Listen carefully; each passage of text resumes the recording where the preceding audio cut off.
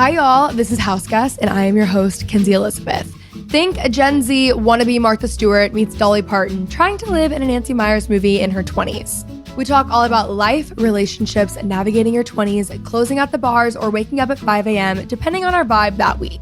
Ultimately, living our best lives and figuring it out along the way. So come hang out. Sometimes I have guests on who do really cool things, some of my best friends, or it's just me and my house that I spend way too much time in. So let's get into the show.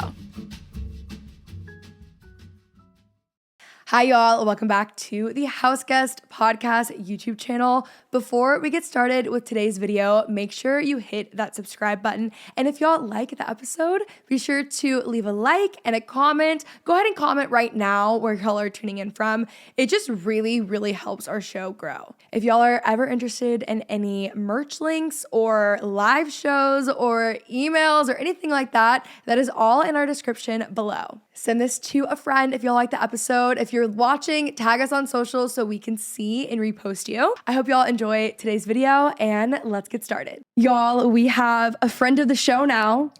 That's the criteria. You come on more than one time, okay? I'm obsessed. So we have a Brett Bites Part 2 episode. Let's go. I'm so happy to be back. I'm so excited to be recording with you. Me too. We had like such a fabulous time last time. Oh my God, we had the best time ever. And it was the first podcast I've ever been on. I literally was like, oh my God, this is such a milestone. Yeah. So now I'm back. It was such a good episode. So if you guys haven't listened to that, definitely go back and listen.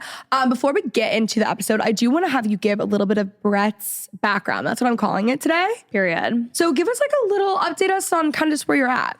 Okay, yes. So I am 24 years old and I'm a content creator, live in LA. I share my life, running, living with my best friends, food wrecks, etc. Dessert bowls, of course. And I've really just like loved connecting with so many people over the past year. Like I feel like since I went on last time, like I've grown a lot, which is just like so cool to see. And yeah, like that's pretty much like the rundown about me: running, friends, dessert bowls, snacks, of it all. And then I also work for my family's company as well, Garrett Popcorn. It's so good.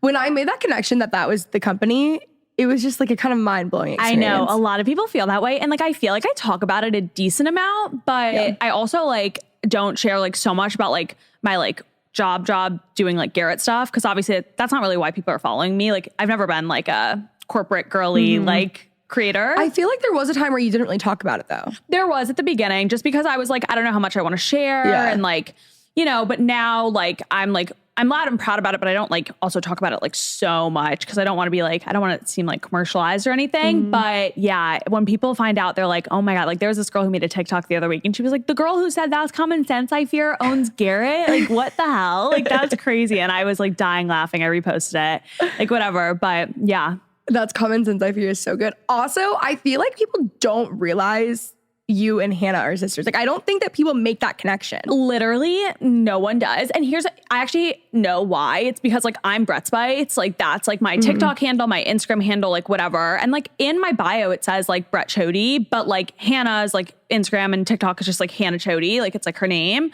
So I think that like people just like, that's how they don't like fully like make the connection. But then at the same time, it's like, hello. Like I feel like it's like we have so much crossover and like we're both at like Elle's wedding in Switzerland and like we're both like posting my sister's wedding. And like we're both posting like Garrett and whatever, and still people are like mind blown all the time, which is just so funny. But we also like, it's like we're sisters and we have a lot of like similar followers, but we also share like such different things. And like she's also like 32, so it's like she has like such a different audience and I have a different audience. So like we do have like the Venn diagram like middle, but I don't think it's like as big as like we realize because like those are the only people who like really know, you know? Totally. So I love both y'all's content and you guys have such diehard audiences. Like you guys have both, I feel like, really been growing so much, but you also have cult like audiences. Yeah, thank you. Yeah, it's fun. Like I do think that we both definitely do. And like Hannah obviously like really got a big following for like her wedding stuff. And then now like she has like her taste and like her closet and just like all of her like designer items, and like people live for that like content. So like she definitely does. And then,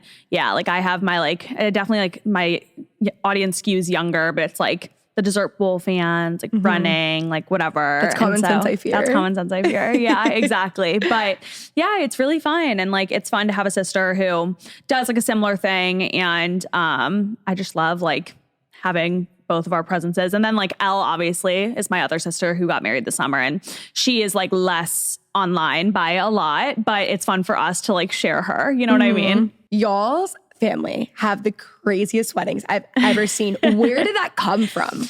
Okay, so it's so funny. Everyone says this. It's like rightfully so. So Hannah and her husband just decided to get married in Lake Como because they had been there multiple times with my parents. Like it just really resonated with them. And Hannah is just like great party planner. Like she knew what she wanted, like whatever. And then obviously like she, like I said, like gained a following by sharing stuff about her wedding on TikTok, like before and after and stuff. And her wedding was just like incredible. And then with Elle and her fiance, they wanted a similar vibe. They knew the wedding was going to be big. They did it internationally because like they actually met in Switzerland when they were in 8th grade and then like reconnected in their 20s. It's like a really cute story. So that's why they did Switzerland. Sweet. And then yeah, I think since Hannah and I like had followings and we were like sharing about it, people were like getting so excited. And Hannah kind of set the precedent of like, oh my God, this wedding's gonna be really cool too.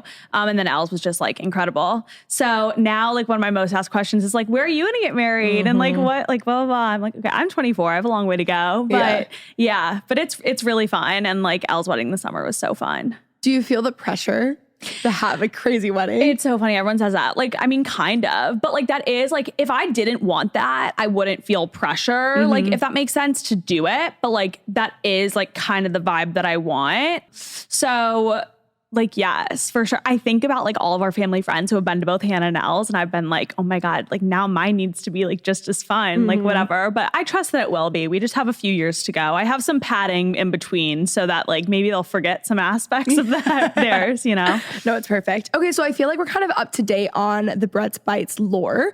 Another thing I actually would like to add is that you've actually been doing this for quite some time. You have been documenting online. Like, let's actually go into that. Okay.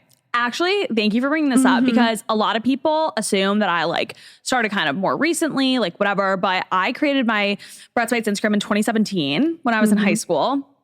And then like I wasn't really consistent with it until 2020, but I have been consistently posting since summer of 2020. And then like, I made my TikTok, like whenever TikTok kind of became more of a thing, but I didn't really use TikTok nearly as much until like about 2 years ago, a little over 2 years ago. But yeah, I've been at it for a while. Like I was the girl in high school that was like pretending to be talking to my followers, like on my Snapchat camera, like pretending I had an audience to post for. And like, it sounds so silly, but like my dream was to like be an influencer and like have a following and like whatever. And, you know, I just kept at it. Like consistency is key. Everyone's like, how do you build like whatever? I've been like, I have been at this like for 4 years now consistently. And then like 8 years since I like or 7 years since I like created my Instagram. So yeah, I've been at this for a while and it's fun to see like things finally like materializing, you know, and actually like happening. Like my dream, like it sounds so silly, but like my dream is like actually like coming true, you know? Yeah. I always say slow and steady wins the race. Like, and I've been doing this for like 10 years. Yeah. So I've been around for so long. But while it would be nice to just like go viral overnight and grow a massive following, there's actually a lot of pros to like slow and steady with consistency. Cause I feel like you get a different connection with your followers. And obviously there are the exceptions. Like there's the Jakes, there's the Alex Earls that like, I don't feel like lost out on that literally in the slightest, obviously.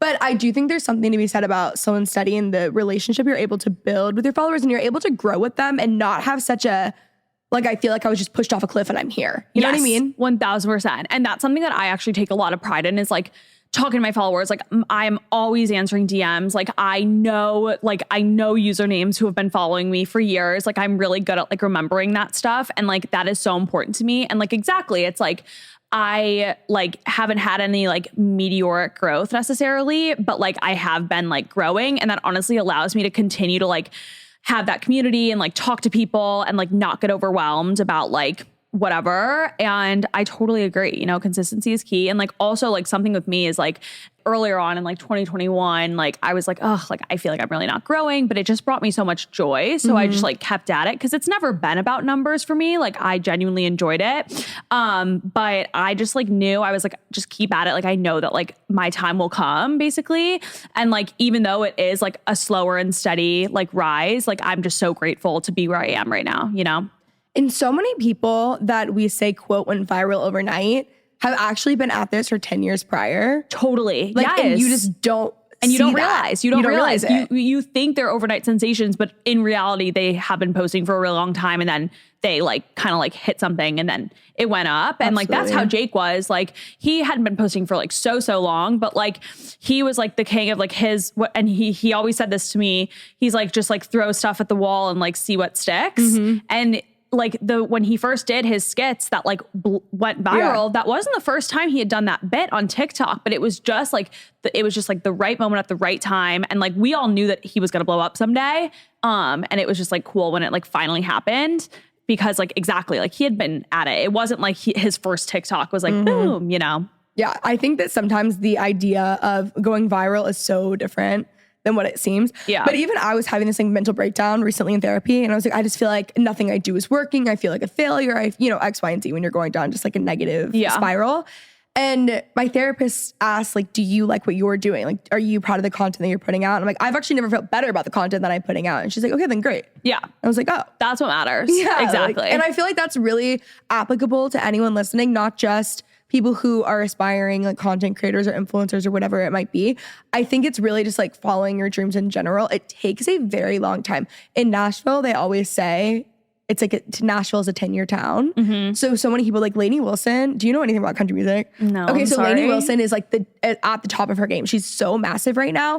And she was in Nashville for like 10 years prior and like lived in a trailer, like wasn't really doing much, had wanted to quit so many times. Her story is so inspiring, but that's so many people in country music. It took 10 years, and then all of a sudden they have the year where they are, the country music breakout artists. And it's funny because they've been here the past 10 years, you know? That's kind of like Chappell Roan too. Yes. She's been at this for so long, and like now she's having her moment, but like she like got so many like no's, like she was like dropped by her label, like whatever. And now like to see where she is now, it's like so inspiring. It's so wild. I love stories like that. Me too. It's very comforting. 1000%. I really do think like everyone's time will come. I think you just have to stay consistent. I think that staying consistent and showing up in life is like the secret sauce. Like I think that's actually the key to success. Yeah, you know? Absolutely. Just like not giving up, and like also just like not comparing. That's like, that is huge. Huge. Okay. So you've actually had a little bit of a change since we recorded last. Okay. You have a boyfriend. Yes. That you met on Hinge. Yes. And I want to talk about this. I did some investigative research journalism for you. Please tell me. I looked up a stat because I know we are both annoyed. I think the stigma around meeting your boyfriend on an app is annoying. Like, it's the worst. It's everyone's meeting you on an app. I feel so passionately about this. It's so dumb. So I looked up a stat for you, okay? 76% of women and 83% of men have met their partner on a dating app. Wow. Isn't that crazy? That's fucking crazy. Wow. I didn't fact check it, so I don't know if it's really true. But I did some research, and that's what it said. No, I mean, like, that sounds like about right. Like, at least, like, have at some point, like, met someone that they have been serious with. And, like, I feel so passionately, there is such a stigma around meeting a significant other on an app. And I think it's so stupid because, like, if I were to name you, like, 10 people right now that I know that are single, literally 9 of them are on Hinge or some other app. So it's like, why, if all the single people are on the apps, but then it's like, they're saying like they're embarrassed to be in a relationship. Like, why? What's the point of that? Like, why are you on it? Like, whatever. And like, some people might say like validation or like whatever, but like when you actually think about it, like you might say that, but like at the same time, if you meet someone from this app and like really hit it off, like what, you're just not going to be with them because you met on an app. And so, yeah, my boyfriend and I, we matched on Hinge, and I also think like Hinge can be a great tool because I've never been on any other dating app, so I can really only speak to Hinge. But it oftentimes Hinge has given us probably the most amount of ad money spent here on the podcast. So please, by all means, only use Hinge. Hinge, like keep pouring it in for Kenzie.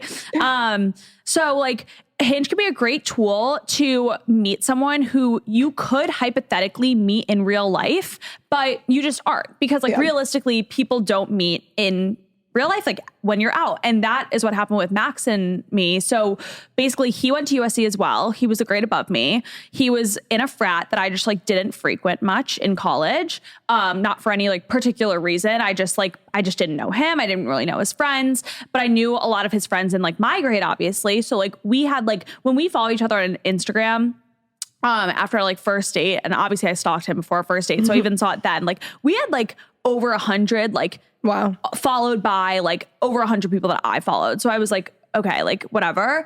And the thing is like we could have feasibly met maybe out, like maybe at a birthday party. Like we obviously like definitely crossed paths in college, but just like we're on different pages then, like whatever.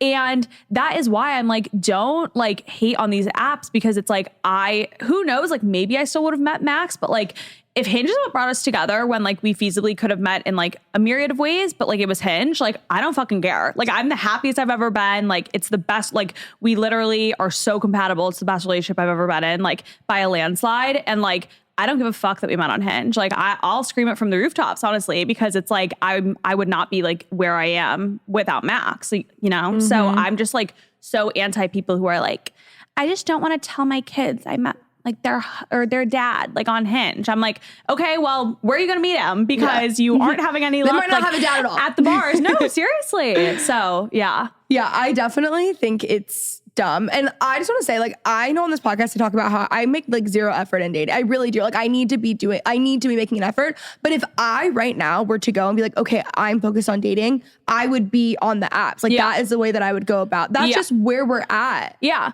No, that's the thing. If you're like wanting to go on dates, like regardless of if you're wanting a relationship, because that's how I was. I just like, I'm such an extroverted person. I was like, I think going on dates is like fun for the plot. And like at the end of the day, like you're going to date in life. And the only way to get good at like dating and more comfortable with it is to do it. So that was like my goal going into 2023. I was on Hinge in 2022, but like going into 2023, I was like, I'm going to be proactive about this. Like, I'm not just going to like wait for guys to like me. And like a lot of girls are like, how do you like get guys to take you out? And like, I think a lot of girls use Hinge passively and kind of just like let boys like them, which is totally fine because obviously boys are going to like you, but like you also have to like guys. And like my tip is like, if you think a guy is cute, like normally what I would do is just like one of his photos and then like kind of let him start the conversation, unless one of his prompts was like really screaming at me and like I had something like clever, like funny to say. But like I liked Max first on Hinge. And then what he did is he then like started the conversation and reacted to like one of my prompts. And like, that's how it went. And so I think like, yeah, you have to be proactive. And like, if you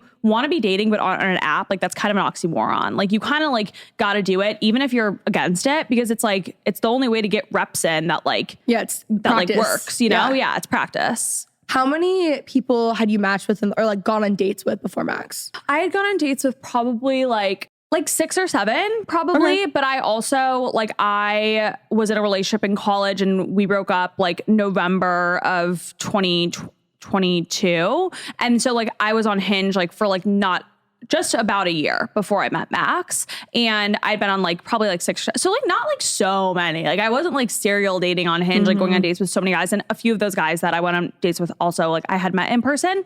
But like it is a good way to just like get reps in, like I said, like go on first dates. Like I remember my first date I ever went on technically from Hinge. I was so fucking nervous. And then by the time I met Max, like I was nervous for our first date because I thought he was cute and stuff, but I wasn't like shitting my pants. Like I was for my first Hinge date, because you just like, you get practice and like you get better at it. Yeah. No, my cousin just got married this year and they met on Hinge. I love that. They're like so in love, so happy. No, I love that. And like a lot, it's so many more people than you think. And like, once again, like I'm happy to like say like me and Max's success story and like whatever, because like I'm so grateful. Like once again, like I'm the happiest I've ever been. And it's like, damn, thank God I was on Hinge. You know what I mean? Like thank God I wasn't like, no, like I don't want to do that, you know? Have you ever heard of a Strava mule? Do you know what this is? No. Okay, so Strava, there are people, I saw it on TikTok and everyone was tagging me in it because it's so me. There are these people that are Strava mules, okay? They will go and run and fake a run with your Strava. Like they'll pick up, they'll even go as far as like taking your Apple Watch or your phone and like taking photos into your wife. The men are obviously cheating, right? So basically they're just like faking runs for your Strava profile, right? I need someone like that, but for my Hinge. Wait, yes, I remember seeing this. Yeah. So it's like you look like you're like running, but like you aren't. Oh my God, I'm crying. Yeah, someone to like run your dating profile for you. Yeah, I need a Strava mule, but like a Hinge mule. A Hinge mule. Yeah. So, I mean, there could totally be a business for that, honestly. Yeah, if any of you guys are listening and you're looking for a new business, honestly, that's a good idea. No, it is 1000%. Because it's matchmaking is what it is. To have someone like kind of like craft your profile and like go through for you, like handle your messages. Be like, hey, you have a date at this place. This is what you talked about. Move on from there. Yeah. 1000%. I'm like kind of obsessed with that idea. Me too. I love that. You also, I mean, if all else fails and you decide like you don't want to do anything and all you want to do is run forever, you could be the best Strava mule in the world. No, I know, literally. They would pay you top dollar. Yeah, because they would get like that pace that's like a little bit faster, you know? A lot faster. I'm crying. Like that could totally be a side hustle for me. No, that's a really good side hustle. You have to think about strategy, really, and like scaling this business. You could run with like 6 or 7 phones at a time. Yeah. You could run with 40. Yeah. You could just pack them all up. 1000%. Well, and also something that you can do with Strava is you can add like a runner if their like device wasn't working. So, I mean, I guess that would only work if like friends were paying me because like that's only, but like you can like add someone and it shows up on their profile too. Of course, I'm like knowing the Strava, like whatever. I love feel like Strava. you're going to get a lot of DMs from people like asking after this. Can you imagine? Yeah. I'd be like, okay, what's my rate? I'll have to ask my manager, like, hey, what do I charge for running a run for someone? I know. What do you think is a fair, okay, let's think about it. Running a 5K at a 21-minute pace, what do you think is a fair rate for that? I mean, I have no fucking idea. Like, what are people paying these Strava I don't know. people? If people could write in, I would really appreciate that. What should we be charging? Or what should Strava mules be charging? And what should Hinge mules be charging? Yeah, I'm intrigued to know what the audience says. And you know what? With Hinge, you could definitely like scale that because think about it. If you have a lot of success stories, then you use that and you can charge more and more. The higher your success rate, the higher your rates are. 1000%. I feel like that's just like, you know, it's the entrepreneurial spirit in me. I think that's a genius idea. Speaking of marathons and running. Okay, so you're about to run the New York Marathon. By the time this episode is up, you will have run it. Yeah, I was going to say. How are you holy feeling? Fucking shit. No, That's it's actually crazy. I am feeling great. I'm so excited. So this is my 3rd marathon. And I just basically applied to New York like kind of on a whim, but I knew that I got in via my like half marathon time. That's how like I qualified. And I knew that I was like in the qualifying time, but like I still didn't really know how the entries worked. But then I got an email that I was accepted. It was before I'd even run Boston. So I was like, guess I'm running 2 marathons this year because I didn't want to turn down New York because I mean, like everyone's dream is to run the New York City Marathon. Like, yes, Boston, but like New York as well. Like so many people apply and don't get in, which I think so many people, like my friends at least, were floored by the fact that people apply to these marathons and so many don't get in. Like, it's hard. I think that's actually really good context to share for the non-runner girlies. You know, now I've gotten really into running. I'm nowhere near that, but I love running. But to get into these races, 1, it's expensive, and 2, you have to actually get in, and it's and apply, and it's this whole thing, and sometimes you go with the sponsor. It's a really, like, you can't just like sign up for the New York Marathon. That's not how that works. No. And people are floored by that. People are like, wait, what the fuck? Like, all these people want to run. And it's like, yeah, New York is actually one of like the hardest to get into because a lot of it's like you have to enter via lottery or you have to raise money. And then even those spots are limited. And then very few people can qualify. And so I'm grateful that I was able to qualify and whatever. But yeah, so this is my 2nd marathon this year, which is crazy. Wild. So that's my first time I've ever done 2 in a year, obviously. But I'm super excited. This training block has gone really well. Which like basically for like I always use runner jargon and I realize I need to like kind of dumb it down. But basically like I've been training consistently since August for this marathon. And that's like considered the block. And it's gone really well, like no injuries. Like I felt really good. I felt strong. And so now like last week was my peak week. So like my long run was 21 miles. So wild. And so I got that done. It went well. And so now my taper doesn't start until next week. So that's when like I really take it easy to like freshen up my legs before the race. But I'm definitely like scaling back how much I'm running. And so we're in the home stretch and I'm really fucking excited. It would kind of stress me out. And I know that this is how training goes, that you don't ever actually run the length of the race. I know. Everyone's always confused by it. And I understand, but that would slightly stress me out. No, I know. It stressed me out too. And I didn't even know, like when I was training for my first marathon, I knew nothing. I was going in so blind and I was like, wait, people only run 20 miles, whatever. And the reason that is that people say that like, if you can run 20 miles on your own, you can run like this 6 extra during the race because of just like pure adrenaline, race day, the crowds, like whatever.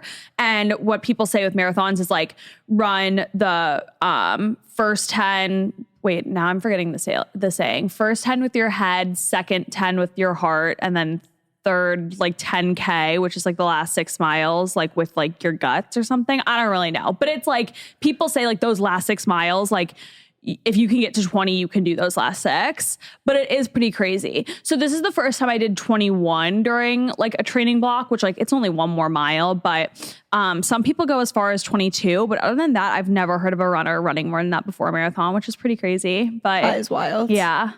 How many people do you think run the marathon and like just don't finish? I don't know. Probably, I mean, like New York, I think there's like 50,000 runners. So like I have to say like at least maybe like a little under 1,000 probably don't finish. But like I think the majority of people probably do. But like I don't know. But it also depends on like the weather, for example. So like the Boston Marathon this year was really warm and like more people than usual didn't finish because of the heat, because they were just like going to med tents and like the doctors were saying like you can't finish and like just like dropping out. Like I saw so many people dropping out during that race. Like that's why I was just proud that I finished it. Like even though I didn't run as fast as I wanted to, because a lot of people dropped out because of the heat. So as long as the weather's good in New York, like hopefully it's not that many people. But I like during Boston, I thought for a second, I was like, I really want to quit right now. I knew I wasn't actually going to, but I thought it because I was just like, it was really not going well in the last 10 miles of the race.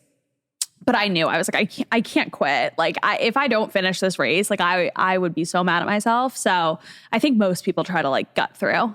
Does it stress you out that, you know, people are like watching your times online? Wait, it's so funny. I mean, at the race, but you know. Yeah. Including, by the way, Macy and I are her number one fans. Another thing, little tidbit, is that Macy was like one of Brett's first followers. Like when you were. Macy has followed me for so long. I literally love her. Long. Yeah. So anyways, we're really locked into her like running content. I'm obsessed.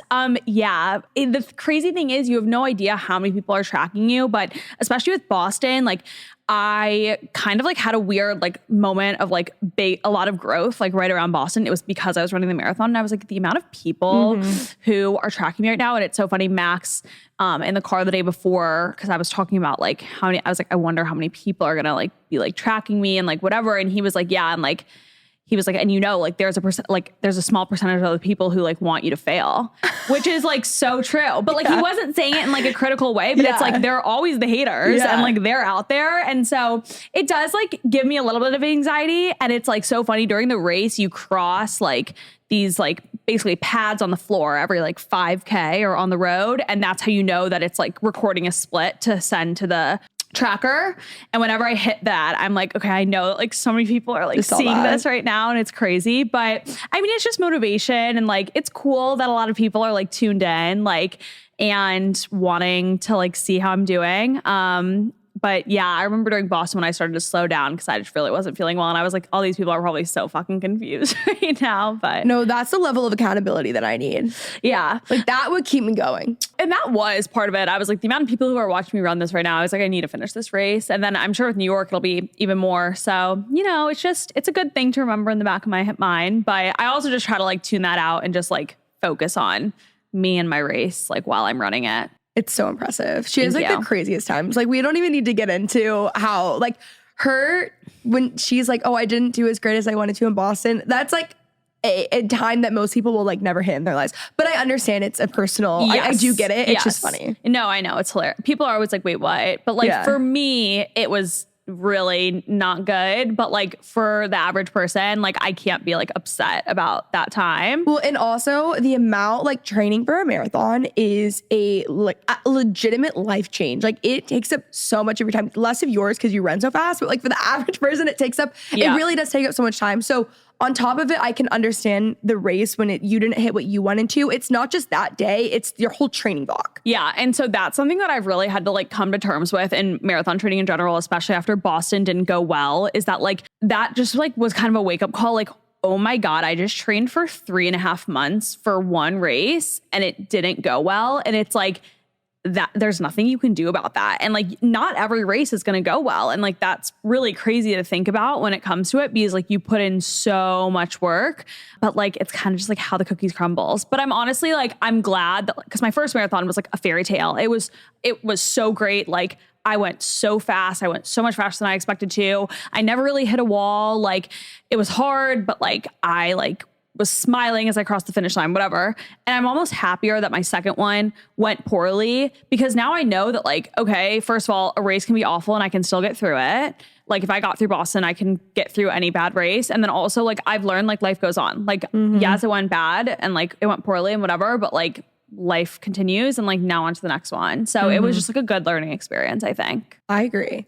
I want to talk about your daily routines. Let's do it. So let's do a typical daily, are you a morning routine girl? Yes. Okay, so let's get into this. And you can do when you're running, when you're not. Like when you're training, when you're not. Okay, so during like a training block with just like a normal morning, I'll get up. I'll either have some Bloom raspberry lemonade pre-workout. That's my fave pre-workout. Or I'll have like some cold brew with like either black or with like a little bit of creamer. Because I always need a little bit of caffeine. Cold brew black is a little crazy. I know. Everyone says that. Yeah, Everyone's like, what is crazy. going on? But I use Wandering Bear. That's the brand. And it tastes really good on its own. Like obviously it's better with creamer. But sometimes if I'm like in a rush and I have a quick turnaround time before my run, I don't like to do creamer because then it sloshes around in my stomach a little bit too much. But anyway, I always have to have caffeine. And then if I'm just running like an hour or so, which is what I'm saying about this morning, I don't eat before if I go first thing because I just don't really feel like I need to. But go up, change. I always roll out and do my like dynamic stretches. What time are you waking up? 6 or 6:30, I would say. Yeah. Like there was a time in the summer when I was waking up even earlier to like start my run by 6, but now it's dark out and scary. And I was doing that because of the heat and I don't really have to worry about that anymore. Then I go on my run, normally around like an hour, I would say, come home, electrolytes immediately. I like Element after every single run. And then I will shower and then I'll make my little like at home latte coffee situation and normally have like a perfect bar for breakfast. And What's then your coffee right now? The thing I love about you and your content is that you're so detailed. So like get as detailed as possible. Okay, it's so funny you say this because I literally just made a video this morning. So I recently was sent the Ninja espresso machine. I saw that. Which has changed my life. I was really intimidated by espresso machines for a long time, like the Breville and like whatever. And I had an espresso in college, but it just didn't like hit the same. I felt like for me, like I wanted an espresso machine. And then Ninja was kind enough to send me one. And it has seriously changed my life because I like lattes. Like I like going and get my like sugar-free vanilla latte, whatever. And so an espresso machine like allows me to do that. So I've been doing the Alfred sugar-free syrup because you can buy it, do it at home. And then I do Califia Farms oat milk and almond milk normally. And then double shot of espresso. And then sometimes I'll add some Califia creamer too. So like the maple waffle one is really good. Cinnamon roll. I know you love the cookie butter. I do the cookie butter sometimes. And then also this brand just sent me this like oat cold foaming cold foaming stuff that like you like do it basically just like you whisk it and it becomes really like frothy. Oh, that's cool. And so it's like cold foam at home. And so I've been doing that on top too. Does it come in a carton? Like what does it come in? It comes in a carton. It like looks like a normal like creamer vibe, but like there's something in it that that's like so cool. When you foam it, it like acts, because you know how like you can sometimes cold foam creamers, but they don't get like the thickness. This one gets thick. And so I've been doing that recently as well. And I actually look forward to doing this coffee at home, which is such a game changer. And that is what has single-handedly made me stop getting it out, because when you enjoy your at-home coffee, like you want to make it. And I was spending so much money on coffee like for so long. So it's nice to like have a little routine. So that's my coffee. And then I'll normally have like a perfect bar. I love those. And then I'll start my day. I'll do my skincare, you know. What's your favorite skincare? You have such good skin. Thank you. A lot of it is because I went on Accutane. That's like, I kind of have that to thank. But I use a lot of just like CeraVe, just like the classic. And I've always like used that like lotion, like face wash, whatever. But then recently I've been using the HA Intensifier from SkinCeuticals. It's like a hyaluronic in the morning. And then I love the Ulla Henriksen peptide moisturizer, obsessed, or SkinCeuticals triple lipid. And then I love the Elemis SPF, it's like the marine whatever, and it doesn't smell like sunscreen, and it is the best thing ever because I love like So4 SPF. I wear it every day, but I hate when it smells like it and it's like chalky, like, you know. Elemis is the first one that I've actually been obsessed with. What do you do with your hair when you run? Okay, so normally I just throw it up in a ponytail, but it's been really damp and like misty in the mornings here, and my hair gets knotted really easily. Yeah. So recently I've been having to put in a hair mask. I'll do like the Crown Affair hair mask, and then I'll put it up in a ponytail, and then I'll put it into a bun, because if I don't, my hair will become like literally a rat's nest, and it takes me like 30 minutes to get out. It's so dark when your hair gets so tangled and gross in a run. You come back, it is the worst. There's nothing worse. There's literally nothing worse. They don't tell you that when you start running. Nope. No one told me that. No one tells you. And it's literally the worst. Like during Boston, that happened to me because it was so hot. I kept throwing water on my head and like for some girls with like certain hair textures, like it happens regardless. But like for me, it's when it's damp out or or it's raining. Something about it just like makes it like so knotted. And my hair was literally, it looked so fucking crazy by the last few miles of the race. Cause like my ponytail was like this short and it was like so matted. It was crazy. And it's just cause I was like throwing water on me and it took me so long to get out. It was just like, I sat in the shower. I was just like, oh my God, this is brutal. So yeah, you have to bun it. It's the worst. I actually like, it works for me if I do a braid. Like that's what I realized. I know it doesn't work for a lot of people, but it does work for me. Wait, so it does work for some people, but for me, it's just so fucking annoying when it hits my head. You know what I mean? That doesn't bother me. I don't know why it doesn't bother me, but like Tabby, my runner friend, she can't do it because it gets more tangled when she does the braid. But the only way that I can get away with a run, even just like day to day now, well, I would say like over 3 miles. I feel like mine is really just like depending on distance. Yes, that makes sense. Once I'm doing like I'm actually running, like it has to be up in a braid. Yeah. Braids work for like a lot of people. I always tell people like try a braid and if it annoys you, like you just got to bun it. And like it's annoying when I have to bun it because like I like my ponytail swinging, like you know what I mean? But it's literally the only way that it stays untangled for me. So I don't want to wash my hair like every single day. So if I put it in a bun when I run, it's done. Yeah. You know? See, that's something I get asked this question all the time. They're like, how often do I wash my hair every single day? Yeah, I know it's bad for it, but I am such a sweater. I sweat so much on my runs that like I literally like I can't not. Like it's every single day for me. And like, okay, as someone who I trained my hair, so when I had extensions, I can get away with washing it once a week. It was such a pain because I was just really trying to work on my hair health. I will say it made a difference. But like, when did that become a thing that you can't wash your hair every single day? That doesn't really make sense to me. I know. I feel like it was like 6 or 7 years ago because I remember my sister talking about it, how she was like training her hair to like wash it less. And like, I was just like so confused as to why and like whatever. But like, I do think there's definitely like some truth to it. Like it's definitely probably like not good. It's like stripping the oils. It's like the same with like washing your face too much or using harsh stuff. Like it like breaks your skin barrier or whatever. But I don't know. All I know is I don't follow it because I wash my hair every single day. So my hair, when I had extensions, just to dry it, any girls with extensions know this, like drying your hair with extensions, it takes like an hour and a half. I'm not kidding. That's crazy. So long. So it was less, even at that point, it was less for hair health and more for like my own mental health because I couldn't do that. Like, that would drive me insane. And you had to dry it. You couldn't let it air dry. And I'm such an air dry girl with my hair. Like I don't care. I wear it natural most of the time. Like this is natural. Like I just don't want to, I hate doing my hair. Yeah. So I just like can't. Yeah. No. And that's something else with me. It's like, I let my hair air dry a lot, but it also takes me probably 10 minutes to blow dry it because it's just like pretty thin and like, it's not unhealthy thin. It's just like, there's just not that much of it and it dries so fast. So it's just like, whatever, like if it's not, but I honestly like, it's so funny because I've had a decent amount of growth still because my hair used to be really short and I've been growing it out for I've seen the photos. a while. Yeah, you've seen the photos. And so, I mean, I don't think I'm having any like adverse reactions to washing every single day. So I'm just like, whatever, you know? I just kind of think that maybe that's a myth. I think it's one of those things that it's like, there might be a little bit of truth to it, but definitely like, the amount that people like don't wash their hair, it's like, you might have to just like wash it. Like maybe wash it. Yeah. Like maybe you shouldn't stretch it one more day. Dry shampoo can only go so far. No, that's actually like so true. Do you have a night routine? A little bit less so, but like, yes, people always ask me like, what time do you go to bed? And I am always like in bed by 9 or 9:30. Like it is rare if I'm not in bed by 9. And that's just because I like to be just like horizontal, like watching a show or scrolling or whatever, or reading.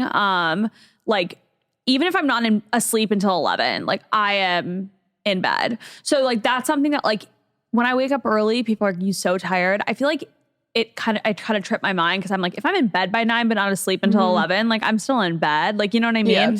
Yeah. But like before that, I don't do like any like crazy like nighttime skincare, kind of just like the same moisturizers and then like a vitamin C serum maybe. But then to fall asleep, I do my Hatch brown noise at like 72% volume. It's like so specific. And I put on a podcast normally and I set it for like a 30-minute sleep timer. And that is how I fall asleep. It's really hard for me to fall asleep without that. What kind of podcast do you listen to go to sleep? Wait, it's so funny because everyone is like, wait, what and they're the most rogue podcast. Okay, so one of them is Morning Brew Daily. Okay. Which is quite literally a morning podcast. Which is a business podcast. Yeah. And the host names are Neil and Toby. And I'm just like obsessed with them. And I'm obsessed with how they like put the news. And I literally always fall asleep before the episode is over. But that is one of them. Another one is Pivot with Scott Galloway and Kara Swisher. So these are like intense podcasts that are talking about like current events, like politics, like business, whatever. But I can fall asleep. And then also I love Fluently Forward, which is like a pop culture podcast, blind items, like whatever, and love her as well. And then finally Beyond the Blinds is another one. And like, that's like a blind item podcast. And those are the ones that are on my rotation that I literally fall asleep to. That is such a crazy rotation for nighttime podcasts. I know. Everyone is like, what the fuck? Because some people are like, oh, are you listening to like story times? Like whatever. I'm like, no, I'm literally listening to current events and like pop culture and like news. And like, it's the year of 2024. Like that's a nightmare. Yeah, you know? I know. That's so crazy. That's why sometimes I skew more to the pop culture ones, I will say. And then like they do, like I'll listen to episodes I've already listened to, like blind items about like Blake Lively and like whatever. And I just like, that's what I fall asleep to.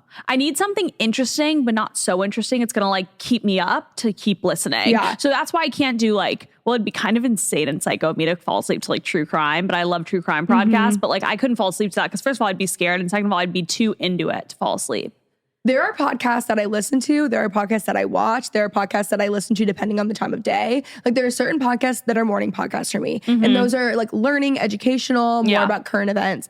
There are podcasts that I watch that are like entertainment, right? So like Jake's podcast would be a really good example of like a one that you only watch, right? I would never listen to that podcast because I want the visual. I have to see it, right? Yeah. And then there's podcasts that I will only listen to, and those typically are ones that I'm learning as well. Yeah. But if I'm listening at nighttime, it has to be an entertainment podcast. It can't be something that especially if it's like business, because that'll get my mind going and then I won't go to sleep. Yeah. No, I know. I'm just like, I'm weird like that. Like I can really fall asleep to like almost anything. But it's bad. Like I need the voices like to fall asleep. Are you just sitting there scrolling on TikTok during that? Or are you just... No, I'm like falling. I'm like literally like eyes closed. This gets crazier as you go on. That is like, wow. Okay. I am eyes closed, like eye mask on, white noise on, going to sleep. And then I always fall asleep before the sleep timer goes off. Wow. And if I wake up in the middle of the night and can't fall back asleep, podcast. Are you serious? I'm dead serious. Oh my God. Wow. Yeah, I know it's weird, but it works. So interesting. No, it works for you. It works for me. That's insane. Yeah. Wow. Okay. Well, best of luck on your marathon. Thank you, my queen. I'm so excited to keep up. Like I will be watching every single second. Oh my God. Thank you. I'm so excited. I'll be documenting all of it. So yeah, she has like the best Instagram, the best TikTok. You guys need to go follow both. They're incredible. Thank you so much. People love the stories. That's that's the biggest draw on my Instagram, my stories. If I ever have a day like yesterday, I have like a Brett's Bites day. It was yesterday. If you saw the dots on my Instagram story, the tiny dots. The tiny dots. And I'm like, wow, I feel like so connected. Yeah. You know? Yeah. That's what I do. It's amazing. Okay. Well, thank you for coming on again. You're obviously welcome back whenever. Thank you for having me. But I'm just so excited for you. Thank you. Love you. Love you.